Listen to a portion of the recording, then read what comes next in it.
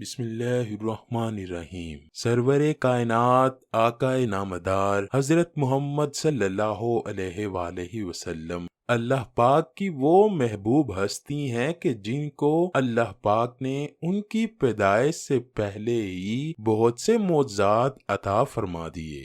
آج کی ویڈیو میں خاص ان معجزات کو بیان کیا جائے گا جو کہ نبی آخر الزماں تاجدار کائنات حضرت محمد صلی اللہ علیہ وآلہ وسلم سے شکم مادر میں رونما ہوئے۔ حضرت آدم علیہ السلام سے حضرت عبداللہ تک حضور علیہ السلام پاک پشتوں سے منتقل ہوتے رہے، جیسا کہ حضور کا فرمان مبارک حدیث کی تمام کتابوں میں مختلف صحیح حوالوں سے اس طرح درج ہے: اللہ پاک نے مجھے پاک پشتوں سے پاک رحموں میں منتقل کیا ہے، یہاں تک کہ میں تمہاری دنیا میں آیا اور کبھی بھی میں جاہلیت کے افکار اور ناپاکیوں سے آلودہ نہیں ہوا ہوں۔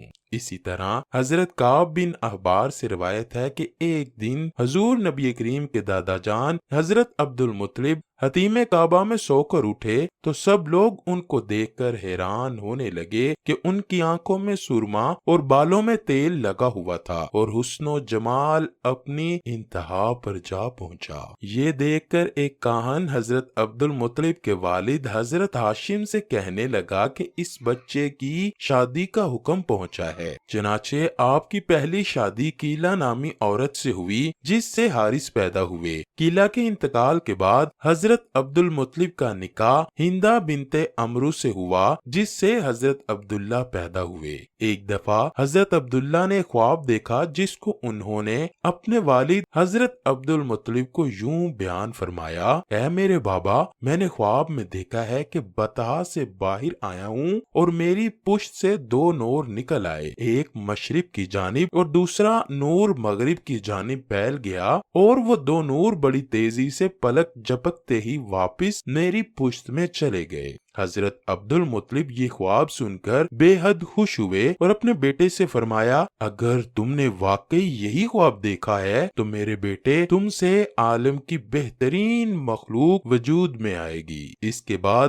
حضرت عبد المطلب نے اپنے پیارے بیٹے حضرت عبداللہ کا نکاح مکہ کی سب سے ذہین، قابل، پاک باز، حسب و نسب میں سب سے بہتر اور طاہرہ خاتون حضرت آمنہ سے کر دیا۔ آپ نہایت پارسا، پرہیزگار، طہارت نفس، شرافت نفس اور عزت و جاہت والی صاحب ایمان خاتون تھیں۔ آپ قریش کی عورتوں میں حسب نسب اور فضیلت میں سب سے ممتاز تھیں۔ حضرت آمنہ کا نسب حضرت عبداللہ سے اپنے جد امجد عبد مناف سے جا کر مل جاتا ہے۔ نکاح کے تیسرے دن شب جمعہ کو مقدس اور دلاویز نور حضرت عبداللہ کی پشت مبارک سے حضرت آمنہ کے بطن مبارک میں منتقل ہو جاتا ہے اور سرور کائنات حضور نور حضرت محمد صلی اللہ علیہ وآلہ وسلم کی بشری ولادت کی تشکیل کا اہتمام شروع ہو جاتا ہے۔ ناظرین گرامی، تمام ائمہ کرام اس بات پر متفق ہیں کہ شب جمعہ کی رات تمام راتوں سے افضل ہے، کیونکہ اسی رات سارے عالم میں جو خیر و برکت نازل ہوئی وہ قیامت تک کسی رات میں نہیں ہوگی۔ بے شک حضرت عبداللہ اور حضرت آمنہ کی شادی کا ثمر سب سے عزیز اور شریف و نفس انسان کی ولادت تھی، اسی لیے ان کی شادی سب سے اہم اور بابرکت شادی مانی جاتی ہے۔ امام ابو نعیم اصفہانی دلائل النبوہ میں روایت کرتے ہیں کہ حضور اکرم صلی اللہ علیہ وآلہ وسلم کی والدہ حضرت آمنہ نے خواب میں سنا کہ کوئی ان سے کہہ رہا ہے کہ آپ تمام عالم کے سردار اور خیر البشر سے حاملہ ہیں، ان کی ولادت پر ان کا نام احمد اور محمد رکھنا اور اس دوران اپنا حال چھپائے رکھنا۔ امام کستلانی لکھتے ہیں کہ جب شب جمعہ کو حضور نبی کریم رحم مادر میں تشریف آور ہوئے تو اس رات قریش کی بکریاں بول پڑی کہ رب کعبہ کی قسم، حضرت آمنہ اللہ کے رسول سے حاملہ ہیں۔ حضرت آمنہ فرماتی ہیں، میں نے اس رات ایک نور دیکھا جس سے دنیا بھر روشن ہو کر میرے سامنے آ گئی اور میں نے شام کے محلات بھی دیکھے۔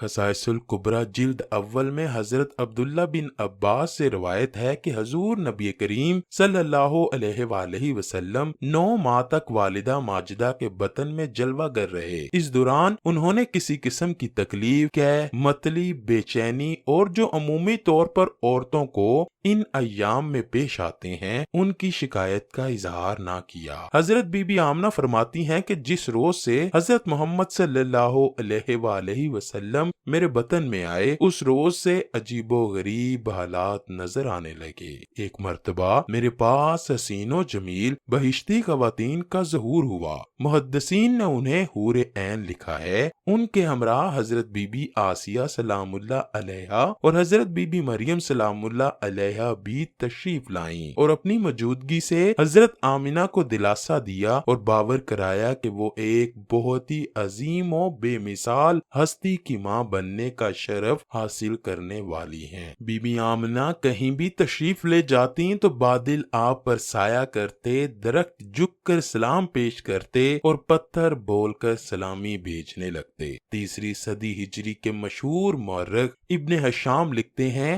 حضرت آمنہ فرماتی ہیں کہ جب حضور رسول خدا میرے شکم میں تھے تو میں نے ایک آواز سنی جو یہ کہتی تھی، اے آمنہ کیا تم جانتی ہو کہ تمہارے بطن مبارک میں کون ہے؟ وہ پیغمبر آخر الزماں ہے۔ جب وہ اس دنیا میں تشریف لائیں تو یہ ذکر پڑھنا، اے اللہ میں اپنے بچے کو ہر حسد کرنے والے سے تیری پناہ مانگتی ہوں، اور اس کے بعد ان کا نام محمد رکھنا۔ اسی سیرت النبی میں ابن حشام لکھتے ہیں کہ شب جمعہ جب حضور نبی کریم شکم مادر میں تشریف لائے تو حضرت جبرائیل علیہ السلام فرشتوں کے جرمٹ میں بام کعبہ تشریف لائے، ہلالی پرچم لہرایا گیا، ابلیس کا تخت الٹ گیا اور وہ 40 دن تک مسلسل روتا رہا۔ حضرت ابن عباس سے یہ روایت سند صحیح کے ساتھ مروی ہے کہ جب تمام کہنوں کو اطلاع ہوئی کہ اللہ کے آخری نبی شکم مادر میں تشریف لائے ہیں تو وہ ایک دوسرے سے مشورے کرنے لگے کہ کیسے ان کی ولادت کو روکا جائے۔ حضرت آمنہ فرماتی ہیں کہ جب میں کنویں سے پانی بھرنے کے لیے جاتی تو پانی خود